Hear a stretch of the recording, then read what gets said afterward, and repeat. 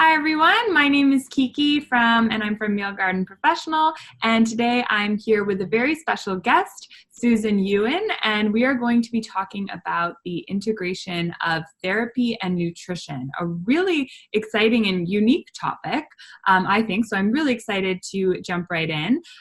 Before we do, I want to give Susan a warm welcome and also introduce her because she's got an awesome background. So her bio is a little bit longer than I usually share, but oh my goodness, it's so juicy that I couldn't take any parts out. So Susan is a licensed marriage and family therapist, as well as a certified nutrition specialist who's worked in a variety of settings, including psychiatric hospitals, school groups, and private practice.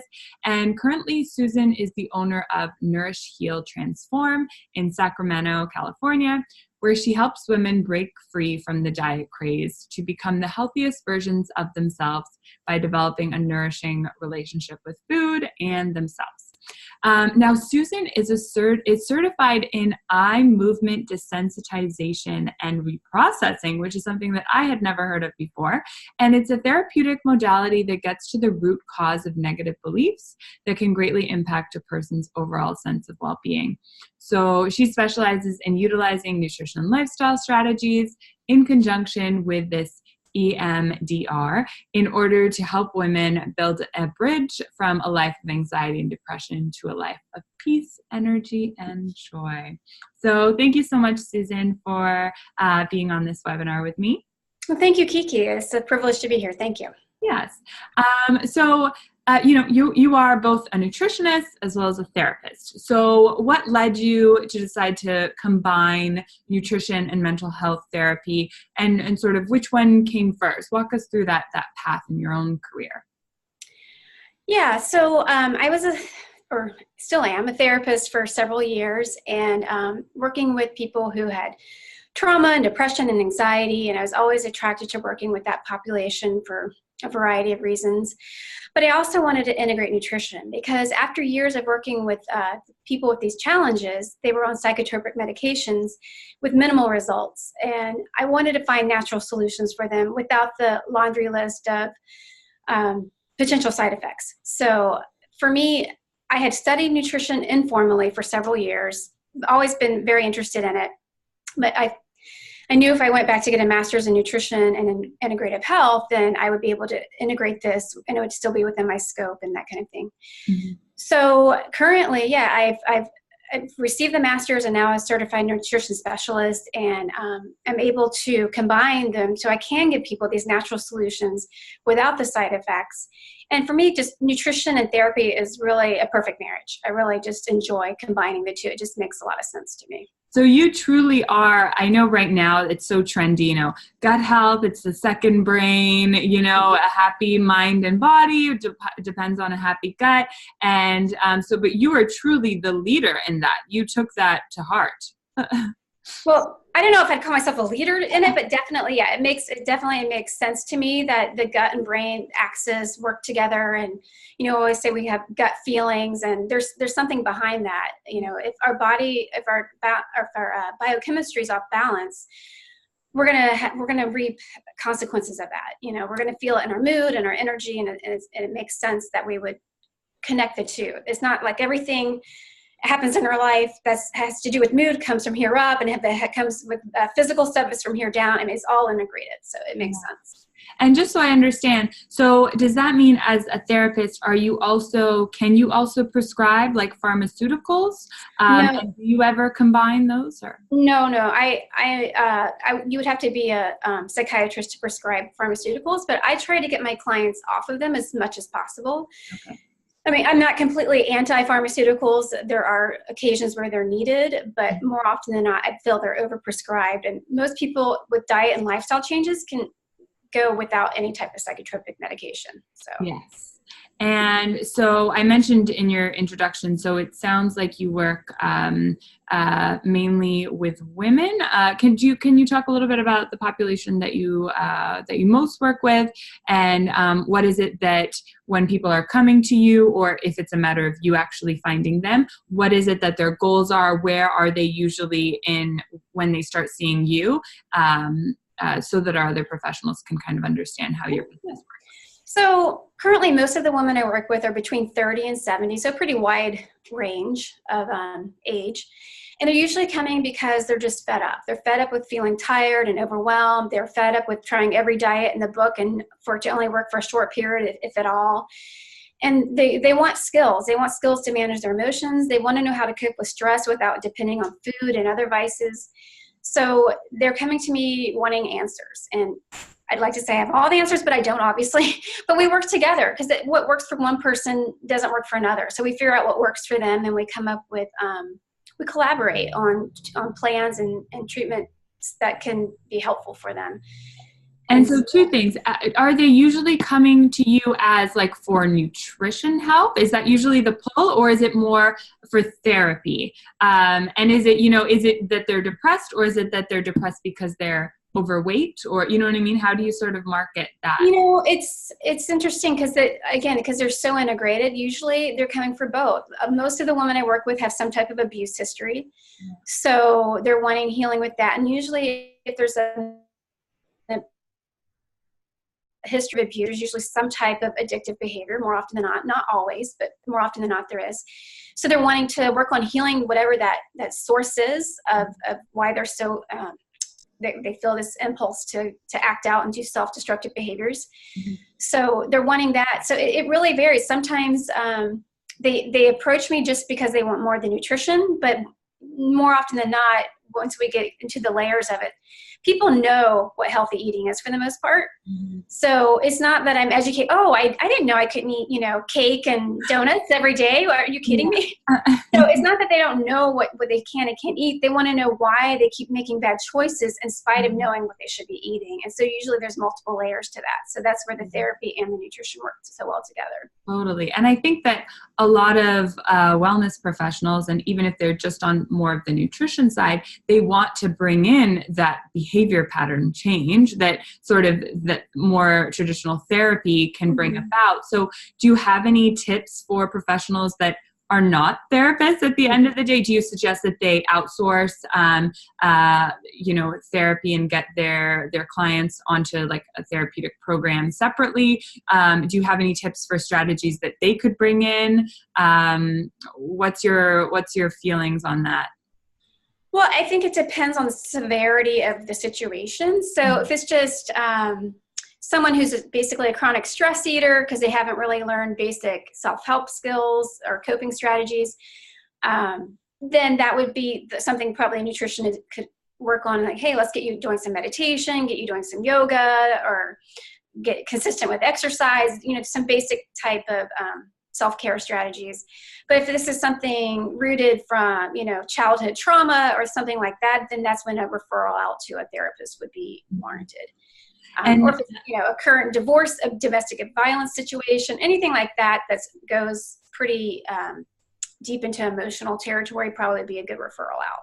Yeah. And what might be those signs? Like, let's say, we have a lot of health coaches that are running sort of programs. And so if there isn't kind of follow up on, like, are there strategies that you can suggest for not necessarily people that have, they're struggling with mental health concerns at the moment, but that they're just not sticking to, the plan for whatever reason, or they just don't seem to be motivated to really follow up on the nutritionist's, recommendations? Because that seems to be something that comes up. Everyone walks in the door super motivated, but then the nutritionist spends so long creating, these meal plans, and hopefully not so long because they're using Meal Garden, but still they're putting in effort, and then the clients aren't necessarily actioning on them, and that can almost feel like the professional is a failure. And so how do you navigate that? And do you have any tips to share? Well, that's kind of a heavy question, but basically, motivation, if I had, the motivation pill, I'd be a billionaire, right? But, motivation's really hard, but basically what I do on that piece is, in the beginning, I do vision boards with my clients and really help them clarify their why. Like, what is the benefit? What is in it for you? Yes, you're going to have to deal with some discomfort. Yes, you're going to have to do things that you don't want to do, but what's the end result? What's in it for you? Well, the end result is you're going to feel more energetic. You're going to feel have a better view of life. You're going to feel happier. That's the end result. So oftentimes my clients will give me things like, well, I want to be able to play with my grandkids. I want to not have achy joints.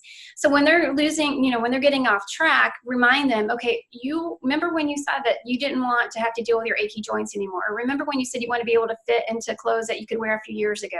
Or remember when you said that you wanted to play with your grandkids? This is what's going to help you get there. By going this direction where you've been for so many years and going through these memorized patterns of behavior, they're not going to help. It's not going to help you get what you want. So just really kind of having a heart-to-heart with your clients when you see them getting off track, and just kind of clarify, what is your biggest barrier right now? What's holding you back? Because for so many years you've lived this way. So oftentimes it's a fear of, well, if I change, then my life is going to be complicated, but they're not realizing actually you're going to have much more peace and joy in life versus the stress and the chaos. But it's hard to see when it's when you're so involved in the lifestyle. Yeah. And for you in your business, how long is that kind of initial onboarding consult phase before you start to weave in the nutritional protocol? And how do you kind of do that? Do you do it all at once and provide them with a meal plan, or do you just sort of wean in tips here and there? I start with the diet strategies pretty much right off the bat, and everyone comes in at a different place. So I try to meet them where they're at. If they're eating the very standard American diet, I'm not going to say, hey, let's do this elimination diet. That's way too extreme. Do a 10-day juice cleanse. Yeah. Right, exactly, right. That's just too extreme for most people. So it's like, well, let's just start trying to put an extra cup of vegetables in a day. Just try to keep it simple. And then if they're kind of more along the lines, then I get the other extreme where they've been trying so hard and they're doing all what they should do and they're still not getting success. Then we do some problem solving, figure out, are there some food sensitivities going on? There's a naturopathic doctor I work with where I sometimes will refer out to get some testing. Is there, gut dysbiosis, or try to tweak it. But as far as the using meal plans, I try to do that from the get-go just to give them options. And I tell them, I don't expect you to follow this to the T, but I'm just giving you this as a resource for ideas of, because people get stuck like, well, I don't know what to have for breakfast. If I'm not eating cereal and a bagel, what do I eat? Yeah. So trying to give them, expand their horizon and give them other ideas. Yeah. So that pretty much starts within the first 2 weeks or so. And again, I try to meet them where they're at. I give them according to what they've been doing. And getting more into the details of that, would you mind talking a little bit about, I know, you meet everyone where they're at and everyone's very customized in terms of their diets, but are there any sorts of food groups or other supplementation that generally work well for treating your demographic, so women that might be struggling with anxiety or depression or that sort of thing? Yeah, definitely. Well, there's definitely anti-anxiety foods and anxiety promoting foods for sure. So on the anti-anxiety side, I mean, it's kind of obvious. The colorful vegetables are really helpful. I mean, surprise, vegetables are good for you. But the more I try to encourage them to be really varied in color and kind of make it a game. Like, how many colors can you get in the day? Are you getting 6 in, 7 in? Great. And I have different handouts I can give them for ideas as well. And then, I'm going to go out on a limb here because a lot of nutritionists and dietitians recommend against red meat, but I actually encourage red meat. It's to the quality of meat that makes a difference for me. So if you're eating the conventional meat filled with antibiotics and hormones and whatever other additives that they're using, then that I would strongly discourage that. But if you're eating pasture-raised, organic, high quality red meat, then you're going to be getting a lot of zinc, you're going to be getting a lot of iron and B vitamins, and those are in a highly absorbable form, and those are really necessary for neurotransmitter synthesis. Mm-hmm. We need that for mood. So if we don't have the proper nutrients to create neurotransmitters, then we're going to have mood imbalance. Mm-hmm. So that is something, and I'm not saying you have to have it every single day by any means, but a couple times a week in reasonable portions can be really helpful for people with anxiety. And then including healthy fats like avocados and nuts is really great. And then on the no side, or the very minimal side, I guess you would say, would be obviously caffeine, sugar, fried foods, your highly processed vegetable oils, all of those are really inflammatory. So and inflammation's been connected to anxiety and depression. So you want to make sure that you cut those out as much as possible, and really emphasize getting a lot of vegetables is really the big piece of that. And what are your thoughts on fasting, intermittent fasting, snacking? Because I know for, some people with thyroid problems and, depression, even intermittent fasting might not be the best strategy. Have you ever implemented those sorts of things with your clients, or what's your take on that? Proceed with caution with that. I think obviously the research is there. It can be extremely helpful for a lot of people, but majority of people I'm working with have either hyperglycemia, hypoglycemia, so different glucose regulation issues, and intermittent fasting can be not such a good idea for people in that category. So that would be down the road. Once they're seeing health improvements, I would encourage intermittent fasting, but certainly not within the first couple months would I go there, because with majority of my clients, because it could actually backfire. And I'm working with people who have eating issues. So if you're doing intermittent fasting, this can just kind of trigger a whole slew of binge eating and that kind of thing. So trying to avoid encouraging that. So I would, once they're more stable, I would possibly look at it with them, but not in the beginning. Makes sense. Their treatment. And so you mentioned binge eating, and earlier you were mentioning weaving in self-care, and that's something that all professionals can do and add to their programs, regardless of if they're a therapist or not. Because I want to make this relatable for everyone. What are some of your favorite and most successful in your practice self-care strategies that you've helped advise your clients on? Well, one of the big ones I use with every single client is heart math. So it's based, I don't know who's familiar with it now, so I'll just explain. So I've heard it before, but I'm totally not familiar. So it's the heart math it's a variety of different techniques, but I call it abridged meditation because it's really short and quick. So they have one technique called the quick coherence technique, where you you focus on your heart and you get kind of in a rhythmic breathing of, 1, 2, 3, 4, 5, 1, 2, 3, 4, 5, but not quite that fast. And then you activate a positive feeling. So it's not just looking at a good memory, it's really trying to relive that positive feeling. So for me, a lot of times I use a memory with my grandmother. She was very accepting and loving and nurturing. So I just kind of envision her, and I have some memories with her, and I just activate that feeling, and it's very calming. And so you try to stay in it as long as you can. And so initially you may only be able to do 30 seconds, but over time you're trying to work up to 3, even 5 minutes at a time. And like anything, you get a cumulative effect. So if you do it every day, twice a day, over time, they've done a lot of research on cancer patients and war vets and a variety of populations where they notice that they're much better able to handle stress, and they're not getting the physiological effects of stress because they're able to handle the stress so much better. So it's very similar to things like yoga and meditation, but it's just, the thing I like about it is quick and it's easy, and every single person can do it at any time. So it's just really effective. Do you suggest that often for like timing wise? Is it good to do that like before eating versus after, or so? Certainly it would be great to do it before eating. I often have my clients do 5 deep breaths and focus on gratitude for a little bit before they eat. But this heart math would be just equally as effective for that. I generally tell people to do, because trying to anchor to something they do every day. So I try to have people do it when they wake up in the morning and right before they go to bed. So kind of get in the routine of they start their day and end their day with heart math. Because, and it's, like I said, it's so short. There's really, you don't have 3 minutes a day. I don't know what to tell you. no amount of therapy or nutrition counseling is gonna. Right. And so I know that this will be a topic for a question that I get a lot is, how do I market myself? Do I need to get a website, or how do I promote my website? All that jazz. How, obviously you're very successful and now you have all your clients. How, for people that are just starting out, how did you market yourself and how did you navigate that process? Well, it's definitely a challenge, right? If it was easy, we wouldn't all be asking about it, right? But I think, part of what helped is I've listed myself on a few different sites like TheraVibe, Psychology Today, things like that. And I'm sure in the nutrition world, there must be something comparable where people can find nutritionists. I just don't know what that is. But, then that's helped some, but really what's helped is networking is the biggest thing that's helped. So I'm a member of a group called BNI, Business Networking International. And as the name suggests, it's an international group. So they have chapters all over the world. And it's a really effective way just to meet other professionals who you can develop referral relationships with. And it's been really effective for me to be a part of that.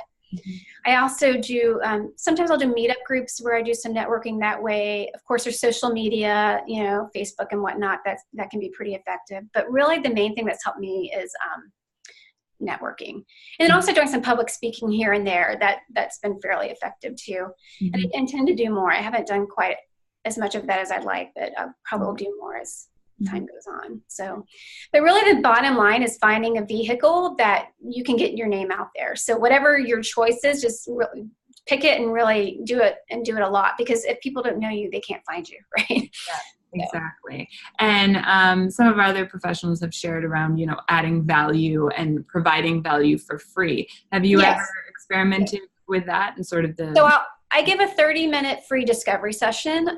So if people find me through referrals or whatever, and that's really to make sure we're a good fit. So if someone comes in with expectations completely different of something that I do, then we can say, well, maybe I should refer you to here or there because that's not really what I do. Or if we're a good fit, then we go forward. But just it's a good way for them to have a better understanding of what I offer and me to get a better understanding of what they're wanting and to see if we're a good fit. Yeah. So I do offer that. Awesome. And just to close up, because you only have a few more minutes left, when it comes to, so obviously Meal Garden is a tool that you've implemented into your practice. I'm not sure if there's anything you want to mention of how you use it, or if there are other tools that you could recommend that you use in your practice for the other professionals listening. I definitely use Meal Garden, and I love, it's very beautiful, just how you can set up the pictures and everything, and people really enjoy that versus just, a bunch of recipes with nothing connected to it. So, and it's great. And how the shopping list is connected, people like that too. In addition, I use something called Healthy. So it's instead of with a Y, it's IE, HEALTHIE. And that's really, I use that, and it looks like you're familiar with it, for booking clients and for billing. And then I put all of my notes in there. They do their intake questionnaires through Healthy, and it's really quite helpful, and I find it to be much cheaper than a personal assistant at this point. So, I mean, down the road, I, may venture into other avenues, but for now, Healthy is really helpful as far as managing my practice and that kind of thing. So perfect. And I guess one final note, is there anything else that you want to share that if you could just speak to, the nutritionists and specifically the dietitians and the nutritionists of the world that have no background in therapy, what is it that you'd want to tell them so that they can kind of either start implementing it or just even change their mindset and approach with their clients, that your guidance? I guess I would just let them know that they may already know this, but remind them, I guess, that, everyone's at a different place in their journey, and that we kind of just have to meet them where they're at. And if they're not motivated, not to take it personally. It's not about what you aren't doing. It's more about their own resistance and their own issues, and just trying to be more curious about it. And when motivation is an issue, just like I said earlier, just trying to figure out what's the buy-in for them, like what's going to be the benefit for them. I think that was really my favorite takeaway from all of the goodness that you shared today, was that vision board idea, because that's something that anyone can do, right? And for across. Yeah, you don't have to be a therapist to do a vision board. Anyone can do a vision board. Yeah. For sure. And how can people get in touch with you if they'd like to, as either professionals to connect with or clients? So I have a website. It's so it's www.nhtun.com, and then my email is syun, so syuen @nhtYUEN.com. Perfect, and I will share those links when I upload this video. So thank you so much again, Susan. I really appreciate it. Thank you, Kiki. This is a pleasure. Thank you. Bye. Bye.